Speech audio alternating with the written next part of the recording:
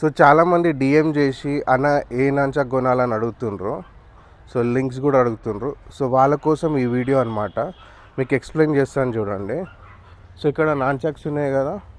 So ఈ nunchuck ఇది foam nunchuck అనమాట. చూస్తున్నారు కదా, ఫోమ్ నాంచాక్ ఇట్లుంటుంది. ఫోమ్ నాంచాక్ అంటే దీనికి ఒక రబ్బర్ కోటింగ్ ఉంటుంది అనమాట. దానివల్ల మనకి దెబ్బలు తలగవు. సో ఈ నాంచాక్ మనం స్పీడ్గా ప్రాక్టీస్ చేయొచ్చు. సో దీంతో మనకి ఇట్లా తాకిన దెబ్బలు తాకవన్నమాట. సో ఈ నాంచాక్ పిల్లలు ఎవరైనా బిగినర్స్ ఇంజురీస్ కావద్దు అనుకుంటే పిల్లలు బిగినర్స్ ఇలాంటి ఫోమ్ నాంచాక్ ప్రిఫర్ చేయొచ్చు. ఇదొకటి. దాని తర్వాత నెక్స్ట్ ఆల్టర్నేటివ్ నాంచాక్ ఏంటంటే వుడెన్ నాంచాక్.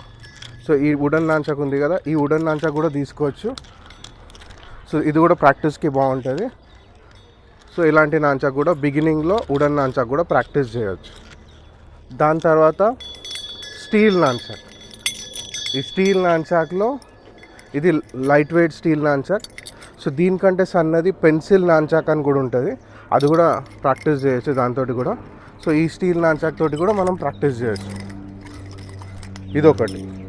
సో మళ్ళీ ఇక్కడ ఉంది కదా, ఇది స్టీల్లో హెవీ నాంచాక్ అనమాట. ఈ నాంచాక్ మీరు రాడ్లా కూడా కన్వర్ట్ చేసుకోవచ్చు. సో ఇట్లా స్టీల్లో హెవీ నాంచాక్.